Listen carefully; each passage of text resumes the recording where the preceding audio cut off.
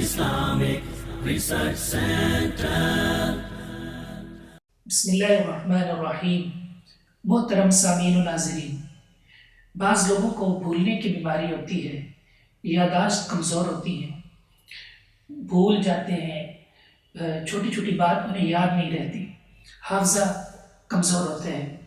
اور بعض طلباء کی طرف سے بعض طالب علم عموماً یہ پوچھتے ہیں کہ ہمارا حافظہ صحیح نہیں ہے، ہمیں چیزیں یاد نہیں رہتی، بھول جاتی ہیں، تو کوئی اس کے لیے مجرب وظیفہ ہونا چاہیے، اگر علم ہے تو بتا دیجیے۔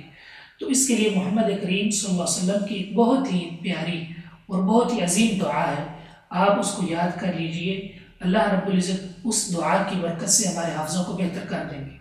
وہ دعا صحیح بخاری میں ہے، رسول اللہ صلی اللہ علیہ وسلم تکلیف، کرب، گھبراہٹ کے وقت یہ الفاظ پڑھا کرتے تھے: لا الہ الا اللہ العظیم الحلیم، لا الہ الا اللہ رب العرش الکریم، لا الہ الا اللہ رب السماوات ورب العرش العظیم۔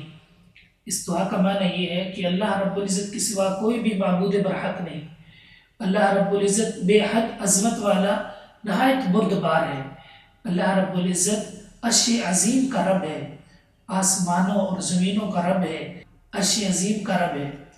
یہ دعا انتہائی عظیم دعا ہے، اور یہ ازمودہ ہے کہ جتنے بھی دوستوں کو میں نے یہ بتائی ہے انہیں اس سے خاطر خواہ فائدہ ہوا ہے، اور خود مجھے بھی اس دعا سے خاطر خواہ فائدہ ہوا ہے، یادداشت میں بہتری آئی ہے۔